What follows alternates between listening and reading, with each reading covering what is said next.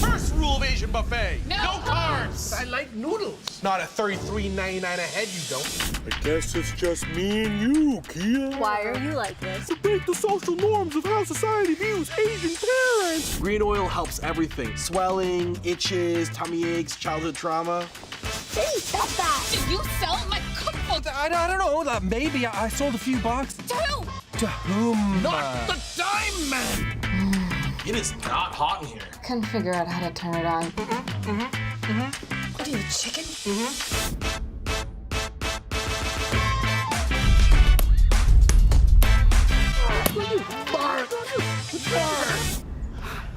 The two of you have such tremendous chemistry. And, you know, chemistry isn't always a given. So at what point, you know, years ago, did you discover that you did have it and that you could use it? I think we've been friends for Yeah, we've known each 7 or other 8 for a years. while. Yeah, Yeah. we've met. I met a long time ago, working on a different show. Yeah. And I think we just started to chat and get to know each other and become friends that way. And then I honestly think, like, probably because when Andrews and Scott like got the show and they had a development room, and I interviewed and yada yada yada. But like once we were in that development room, I think because you're really just a development room is where you come up with the ideas, you think about the tone, and you're really just like pitching stuff. And it's a very vulnerable, fun space. And I bet that's probably part of it because we were just sharing ideas and coming up with thoughts about, right, like about the show. And I think you just like, you put so much out of yourself out there that no matter what, you're getting to know the people in the room in a very like intimate, unique way. Yeah. And Probably. And like, I don't know if I've told you this, but like when Rakhee and I started making the show in season 1, the characters changed. Like there was a moment in season 1 where you were like, the script says this, but I don't feel right about it. And like the first season was us discovering the characters. But for me, it was like the first season was like falling in love with Camille, falling in love with my wife and discovering the real her, the true her outside the script. And so I think in season 3, you're seeing these moments, and I cherish those moments of us in bed because we're being silly and fun, and it's like the moments we connect at the end of the day. So I always cherish those scenes because it is a reflection of like a couple just connecting and being vulnerable at the end of the night. You do those little dances too. You know, it's just, where the heck did that come from? I mean, it works, but. I think we're just natural movers. Yeah, natural movers. I will say, like, when someone points out like something improvised, we often will improvise. Like Rakhee will turn to me, she's like, I'm gonna do this thing. I'm like, got it, okay. Or I'll give her a heads up, I'm gonna try a thing after you do your thing. And so when we find the scene, we're always trying to like do little things to like elevate it, heighten it. So that's the joy, because like Rakhee as a performer will always keep me on my toes. Yeah, and vice versa. Cool. He's always doing weird shit. Yeah. That's great. That's great. And that's part of the character now. In terms of the storylines, I mean, it's not all sweetness and light because life isn't like that.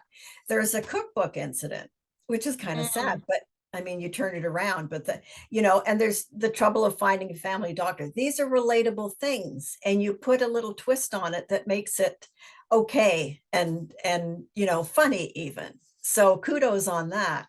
Is it important to you to bring out issues that affect families that aren't necessarily hilarious? The show's strength is relatability.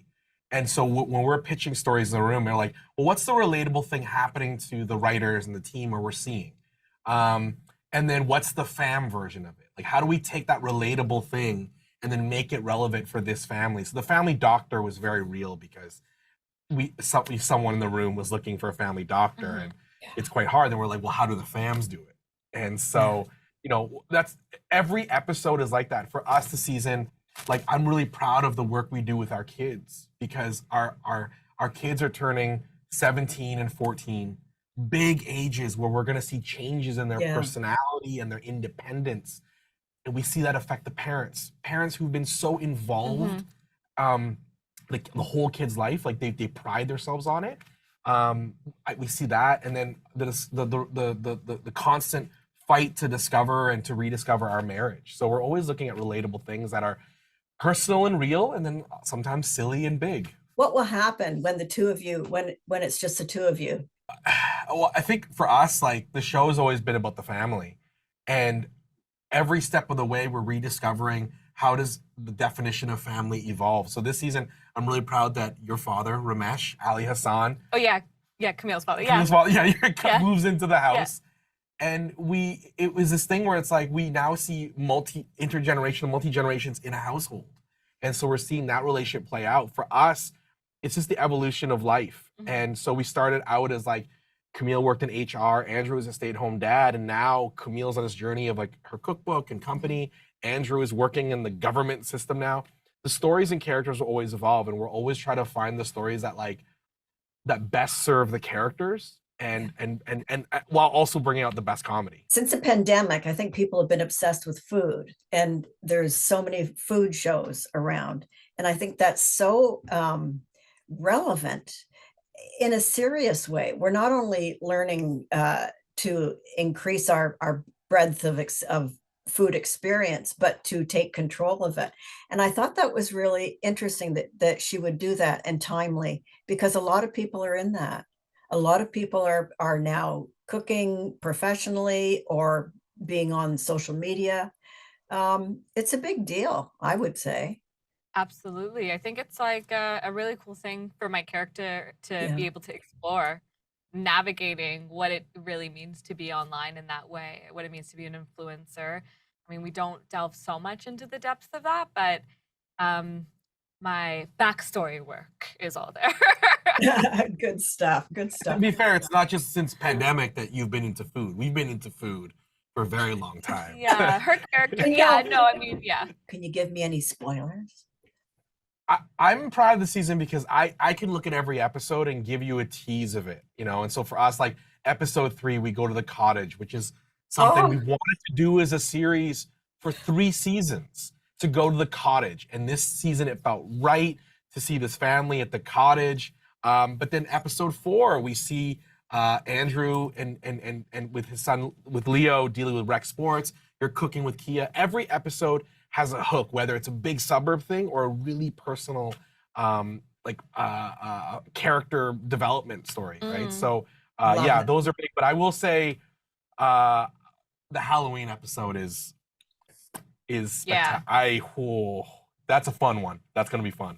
Good stuff. Can't wait to see the whole thing. Thank you too. I appreciate it.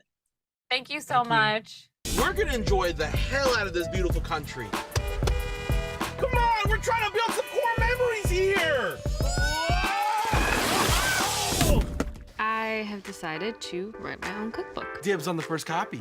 $50. Well, there must be something I can do physically.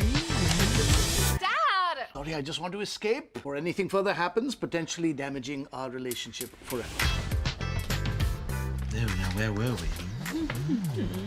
I'm sorry, I forgot my toothbrush.